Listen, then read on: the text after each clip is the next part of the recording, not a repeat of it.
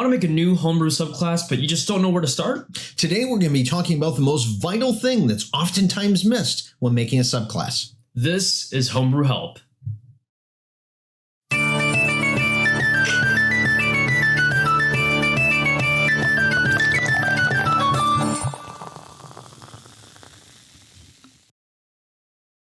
Welcome to the Homebrew Crew. This is our new series called Homebrew Help. Well, it's a new series that we revitalized. Yeah, essentially. If you aren't familiar with us, I'm Sean, this is Tony, and typically on Homebrew Crew, we actually review homebrew races, classes, and things like that. But this series is going to be designed to help actually make content and make it balanced for you. Right, exactly. And we've gotten a lot of people who have said, yeah, you guys review all this great stuff. Have you ever made anything yourselves? How do I do this? How do I do that? And there are a lot of channels out there talking about D&D, but not a heck of a lot of them teaching you how to make something.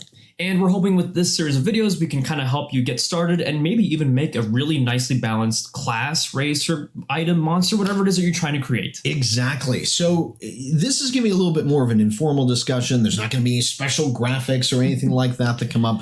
It's more or less things that we want to talk about. And we're going to start off with subclasses because it's one of the more easy things that we can actually get into. But there's a lot of pitfalls when making a subclass. Yes, not to mention that we get a ton of subclass submissions in our inbox. We reviewed a ton of subclasses. And at this point, I like to think that we are pretty good at seeing what's good, what's bad, and what kind of works and what doesn't. And a lot of it really comes down in the creation process and how people actually go about starting to create the subclass. Right. And it's something that's oftentimes overlooked. And this is a weird thing with it. And you would think, oh, I know what I want to do right off the bat.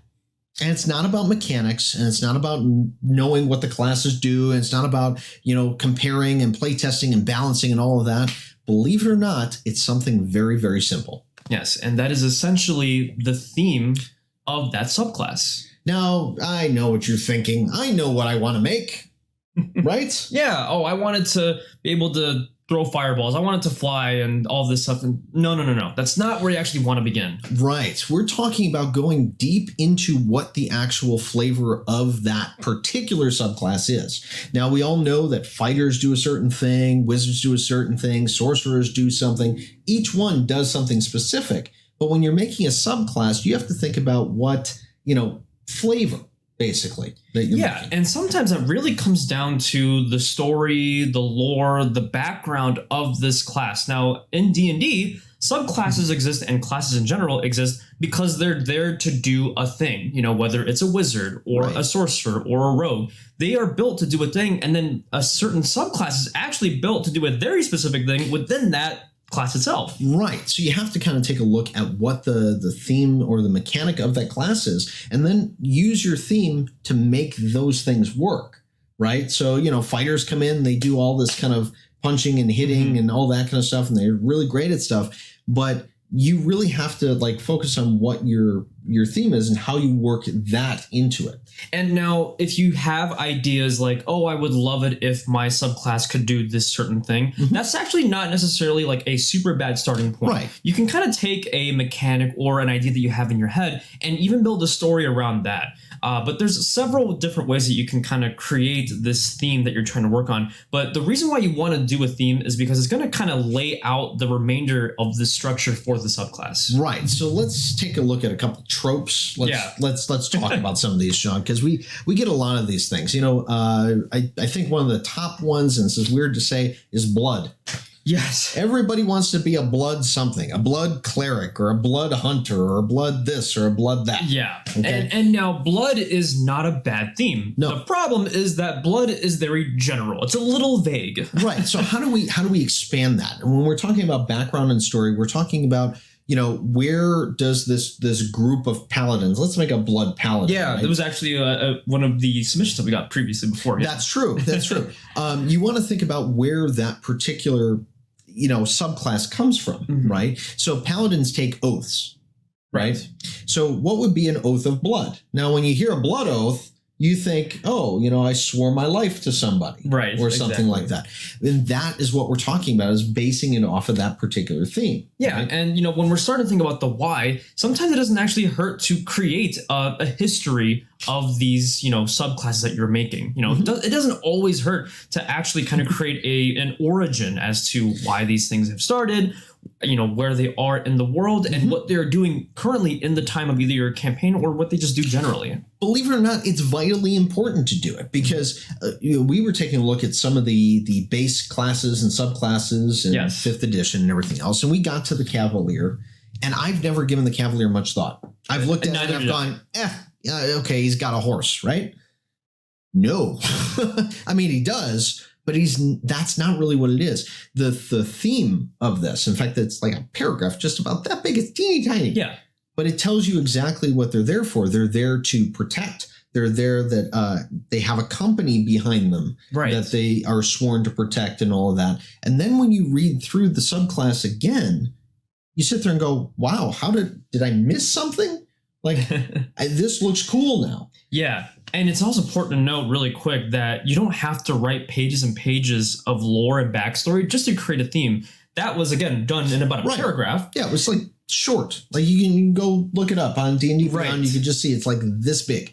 But it's so concise because like a Cavalier is a great example because I've had so many players like, oh, I don't write anything. I don't want to be a Cavalier. Right. But really what it comes down to is this Cavalier is there to defend. It's there to protect the party and lead a charge. And when you look at the abilities and you come back to the lore, they make sense. They actually connect with each other. Right? It totally just kind of merged on it. Yeah. So what you want to do first is you want to think about what type of subclass you want to make in this, right? You're not talking about mechanics or anything like that. Just your backstory, just your theme of this thing. Maybe it's going back to the Blood Paladin thing. Maybe it's a bunch of fallen paladins that they were followers of another paladin and they swore their lives to this guy. Maybe you want to make it where they've tapped into damaging themselves or something like that. As a way of showing reverence for it. You want to figure out where they came from, what they do, and all of that, just so you have this like nice cohesive ball before you start making mechanics.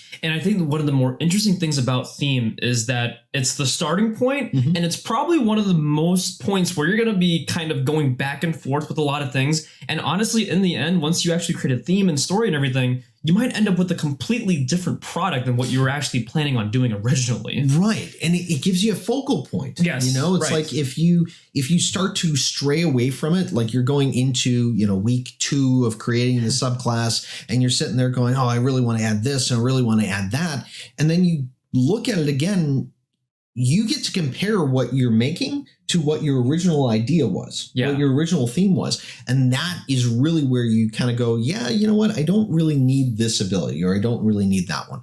So the theme is so vitally important to making a subclass, and I'm sure to making a class. We'll get into that later. Yeah, that's its own thing. That it's something we felt we had to mention before we even start getting into any of the other stuff. Yeah, you will notice as you go through the process and as we go through the process ourselves, once you actually have a theme created, even when you're creating those abilities at certain levels, or when you're trying to figure out how much damage this thing does, or when you're trying to figure out how often you can do this thing, it's always going to come back to that theme and that story that you created at the beginning of the process. So it's a very, very important step that you have to take. Now, what we would like to do is we'd like to have you guys list down in the comments below any sort of themes that you've thought of. Give us some creative feedback here. Tell me the craziest and most interesting thing you want to do, or put down there something that you had an idea for that you never actually made a full class for or a subclass for. We want to help you create those. Yes. So this is going to be an ongoing process. And if you want to make sure that you're actually going to be following this series, because we do have a lot of more videos planned on this,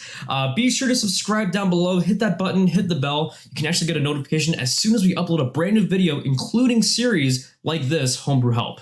And for all of our Patreons out there, you guys will be getting these videos 1 week in advance of everybody else. Exactly. But we're going to do a 3-for real quick. We're going to do 3 videos just so everyone can see how these things work. Yep. And remember, the best campaigns or content is some of the ones that you homebrew. So until next time, keep brewing.